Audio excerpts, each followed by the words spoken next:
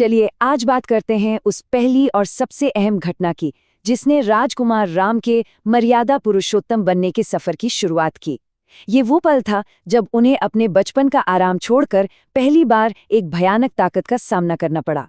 सोचिए जरा, एक राजकुमार जो महलों में पला बड़ा हो, उसे अचानक एक ऐसे राक्षस से लड़ने के लिए कहा जाता है जिसने पूरे इलाके में अपना खौफ फैला रखा हो।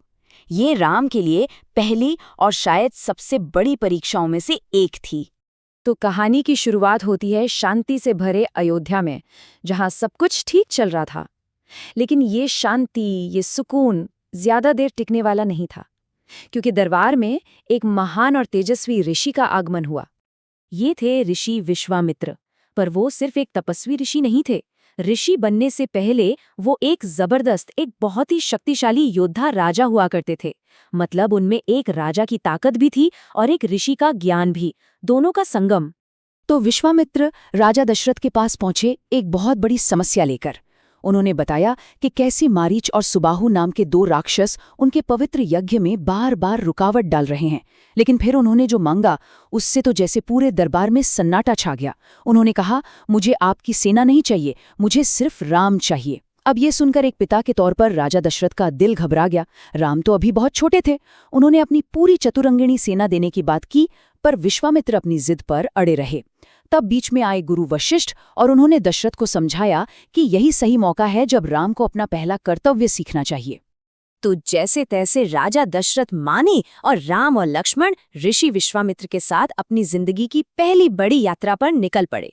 ये पहली बार था कि वो दोनों भाई महल की चार दीवारी से बाहर असली दुनिया में कदम रख रहे थे। और यहीं पर ना एक बहुत ही दिलचस्प बात होती है, जो अक्सर कहानियों में नजरअंदाज कर दी जाती है। जैसे ही वो सरयू नदी पार कर रहे थे, विश्वामित्र ने दोनों भाइयों को दो गुप्त दिव्य विद्याएं दी, बला और अतिबला। इन मंत्रों के ज्ञान से उन्हें कभी भी भूख, प्यास या थकान महसूस नहीं हो सकती थी। ये एक तरह से उनकी तैयारी थी आगे आने वाली बड़ी चुनौतियों के लिए। अब ये सफर उन्हें ले आया एक ऐसे जंगल में जिसका नाम सुनते ही रोंगटे खड़े हो जाएं, ताड़का वन। और इस जंगल पर एक छत्रराज था, एक बेहद खतरनाक राक्षसी का। ये थी ताड़का। वो कोई मामूली राक्षसी नहीं थी।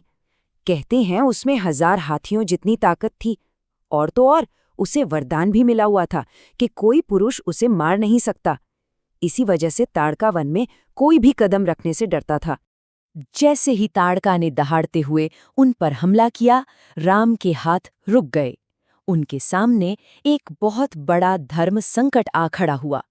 उनके संस्कारों के हिसाब से किसी स्त्री पर हथियार उठाना महापाप था, फिर चाहे वो राक्षसी ही क्यों न हो। और बस इसी दुविधा के पल में विश्वामित्र ने राम को वो ज्ञान दिया जो एक राजकुमार को असल में एक राजा बनाता है।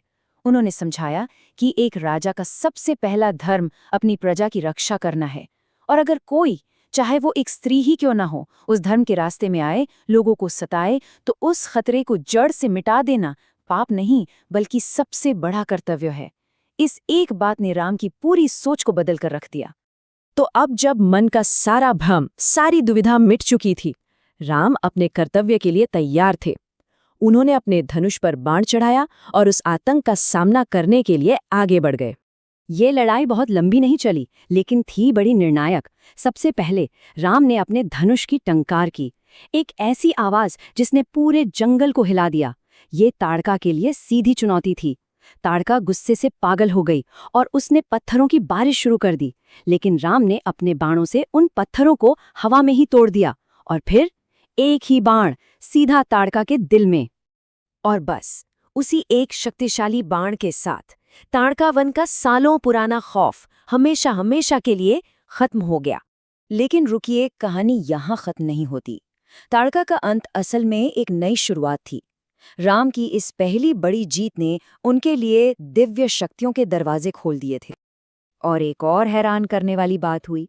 जैसे ही ताड़का जमीन पर गिरी, उसके शरीर से एक दिव्य रोशनी निकली। वो असल में एक यक्ष कन्या थी जिसे श्राप मिला हुआ था। तो राम के हाथों मिली मौत ने उसे उस श्राप से मुक्ति दिला दी। मतलब ये काम विनाश का नहीं बल्कि उद्धार का था। राम के इस पराक्रम और धर्मनिष्ठा को देखकर विश्वामित्र बहुत प्रसन्न हुए। और उन्होंने राम को अपना सबसे कीमती उपहार दिया। उन्होंने राम को अनेकों दिव्य अस्त्रों का ज्ञान और उन्हें चलाने की शक्ति दी। ये कोई आम हथियार नहीं थे, ये वो दिव्य अस्त्र थे जो आने वाले बड़े बड़े युद्धों में उनकी सबसे बड़ी ताकत बनने वाले थे। तो कह सकते हैं कि ताड़का का वध करके राम ने अपनी पहली परीक्षा पास कर ली। उन्होंने सिर्फ एक राक्षस को नहीं मारा, बल्कि एक राजा के धर्म का सबसे बड़ा सबक सीखा। लेकिन ये तो सिर्फ शुरुआत थी। असली दुश्मन मारीच और सुबाहु वो तो अभी भी इंतजार कर रहे थे। अब सवाल ये उठता है कि ताड़का को तो हरा दिया और इतने सारे दिव्य अस्त्र भी मिल गए, तो अब राम उन असली राक्षसों का सामना कैसे करेंगे जिनके लिए विश्वामित्र उन्हें यहाँ लेकर आए थे?